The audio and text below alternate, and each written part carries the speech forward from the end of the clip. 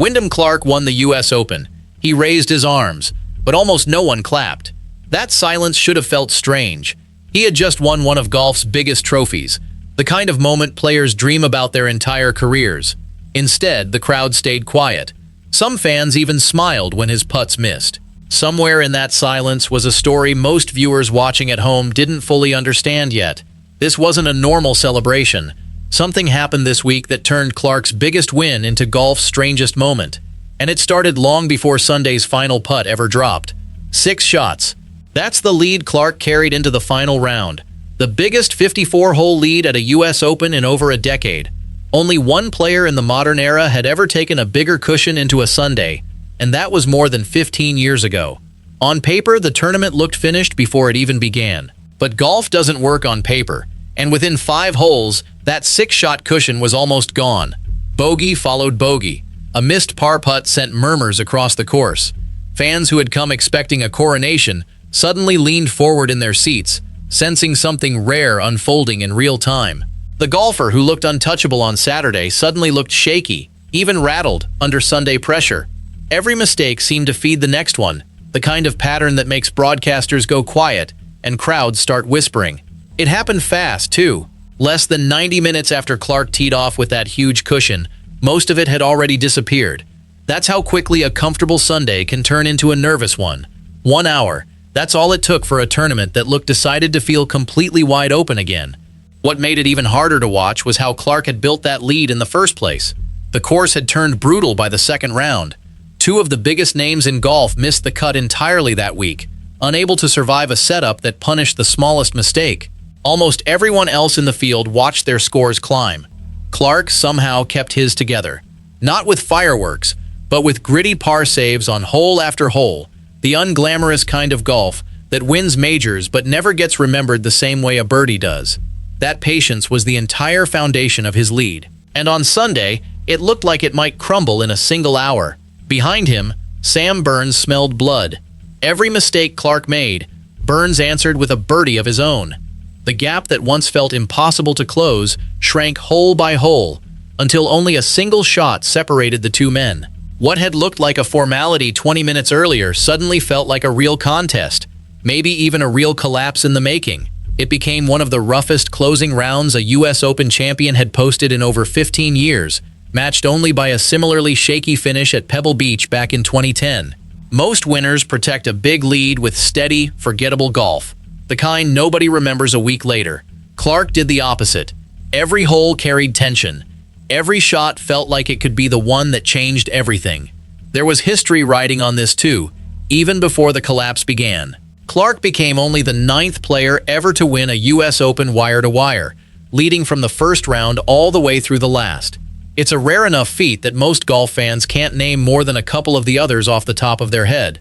Under any other circumstances, that alone would have been the headline. This week, it barely got mentioned, so the question in everyone's mind shifted. It stopped being, will Clark win? It became, how is he going to lose this? And once a crowd senses a collapse, they stop hoping for a coronation.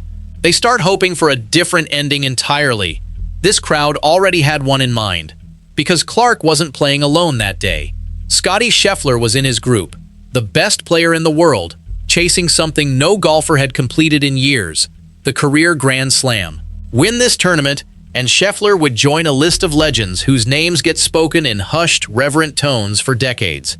It was also his 30th birthday. Fans sang to him mid-round, right there on the course, while he still had a real shot at making history on the same day he turned 30. Every eye on that property wanted one thing. They wanted Scheffler to finish the job, to complete the moment golf fans had been waiting years to witness.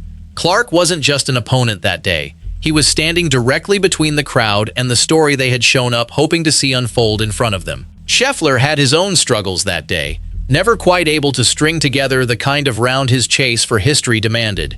He stayed within 3 or 4 shots most of the afternoon without ever truly threatening, watching the drama play out just as helplessly as the fans around him. It meant the crowd's hope never fully died, not until the very last holes, which only stretched the tension further. That's why the silence hit different. Clark wasn't just outplaying the field. He was outplaying the story everyone showed up to see. So the crowd did something rare for a U.S. Open. they turned against the leader. Cheers followed Clark's missed putts. Groans followed his birdies. Fans openly rooted for his mistakes, hoping every bad swing would open the door for Scheffler to walk through. Some shouted things meant to rattle him, to shake his focus during the biggest moments of his round. A few were removed from the course entirely for how far they pushed it. One veteran security worker, tired from ejecting fan after fan through the back nine, reportedly turned to a reporter and said he couldn't throw out an entire grandstand. That single comment captured the scale of it better than any statistic could. This wasn't a few loud voices. It was a whole gallery, working together, almost daring Clark to break. Even the people closest to Clark felt the weight of it.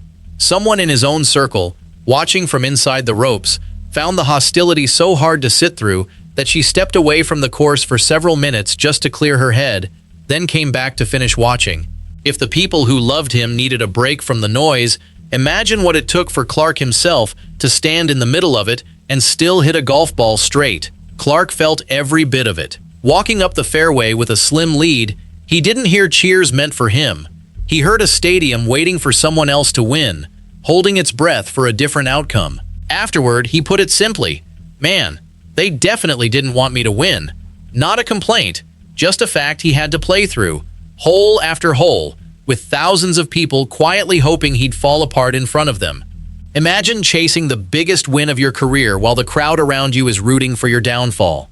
That's the version of Sunday Clark actually lived through, shot by shot, hole by hole, with no relief in sight. Golf fans who follow the sport closely noticed something else too.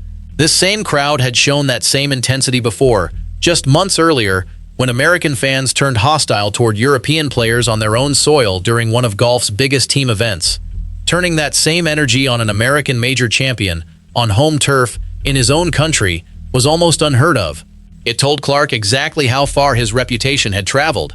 Far enough that even home advantage disappeared completely. The moment that decided everything came on the 16th hole, a long par 5 with water and thick rough guarding almost every angle.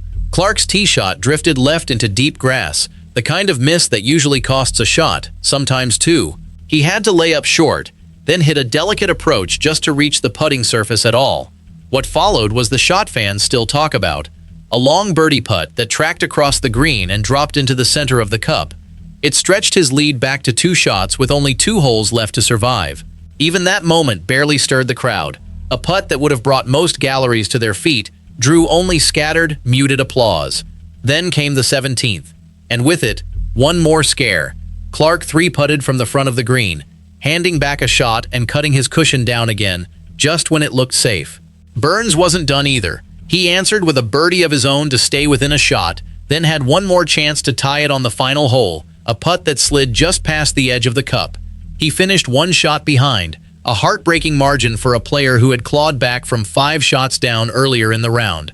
Put those 3 things together, and you get a U.S. Open champion walking off the 18th green to near silence. But the story doesn't end there. What happened after the trophy ceremony is what actually changed how people talk about this week. Instead of getting defensive, Clark leaned into it. He didn't blame the crowd or demand sympathy from reporters afterward. He said he understood why they wanted Scheffler to win. Grand slams don't come around often, and Scheffler had earned that kind of support through years of dominant golf. That response mattered more than people expected. It's easy to complain when a crowd turns on you in front of millions of viewers. It's much harder to stay gracious while thousands of people are quietly hoping you fail on national television. Some golf writers have already pointed to that response as a turning point in how Clark is perceived. Not a moment that erased his past mistakes completely, but one that showed a different side of him entirely. Someone who could absorb real hostility and still choose composure over anger, patience over resentment. For a player known for losing his temper at the worst possible moments, that kind of restraint said something meaningful about how far he'd come. One respected golf outlet even suggested no player in good standing on tour draws quite as much negative feeling as Clark did heading into that week, which made his composure under fire even harder to ignore. This wasn't even the first time Clark had needed that kind of composure. Years earlier, when he won his first U.S. Open title, he was still a relative unknown, holding off far bigger names like Scheffler himself, along with 2 other major champions, down the stretch on that Sunday. Back then, most of the golf world barely knew who he was, and plenty treated that first win as a fluke, a name that got lucky once. He found a way through it once before. This time, the stakes were higher, the spotlight brighter, and the hostility louder than anything he had faced in that earlier win. The driver throw incident from the year before deserves a closer look too, since it's part of why fans arrived with their minds already made up. It happened during a tournament earlier in the season, when a frustrated Clark flung his club after a poor shot, and it struck a sponsor board standing near tournament staff. Nobody was seriously hurt, but the moment spread fast online, clipped and replayed thousands of times, always without the context of the round that led up to it. That's the thing about viral moments. They capture 3 seconds and erase everything before them. For a lot of fans, those 3 seconds became the entire story of who Clark was. Even his own father, watching from just outside the ropes, later described the Oakmont incident as a moment of pure frustration boiling over, not something that reflected who his son really was. That kind of defense from family carries weight, but it also shows how much explaining Clark and the people around him have had to do since that day. A single loss of temper, caught on camera and replayed endlessly, can shape how an entire fan base sees a player for years afterward, no matter how many times he apologizes for it. Not everyone in the golf world piled on, though. Several players who know Clark personally pushed back against the harshest takes, describing a version of him that rarely makes headlines. Someone generous with his time, quick to help younger players, and far more sensitive than his on-course outbursts suggest. That contrast between the private reputation among people who actually know him and the public reputation built from a handful of bad moments is part of what makes this story so hard to sum up in one sentence. His caddy later revealed the plan they built together before the round even started. Every time the crowd cheered for Scheffler instead of him, they agreed to pretend the cheers were actually meant for them. It sounds almost too simple to work, but it kept Clark grounded through a round that could have easily spiraled into frustration, into the same anger that got him in trouble the year before. Instead of fighting the crowd, he found a quiet way to survive it, hole after difficult hole. So maybe the story isn't as simple as hollow victory. Maybe it's a player who won despite everything working against him at once, his own history following him around the course, a rival's storyline hanging over every hole, and a crowd that made every shot feel like an away game on American soil. He still made the putts when it mattered most. He still closed it out under pressure that would have broken plenty of other players. He still has 2 US Open trophies now, a feat only a small handful of golfers in history can claim for themselves. But there's no pretending the celebration matched the achievement. Clark has the trophy. He doesn't yet have the moment that should have come with it. The roar, the standing ovation, the feeling of an entire crowd fully on his side as he walked up the final fairway. That part is still missing, and it might take more than one gracious answer in a press conference to win it back completely. So here's the real question this week leaves behind. Does a great performance still count as a triumph if almost nobody wanted to see it happen? That's what I keep coming back to. My honest take? A win is a win, no matter who's cheering in the stands. But I get why this one felt different to everyone watching, why it's still being talked about days later. What about you? Do you think Clark earned that silence? Or did the crowd take it too far this time? Drop your take below. I genuinely want to hear it. And if you're into these stories, the ones that live behind the scoreboard, not just on it, hit subscribe. There's a lot more of this coming.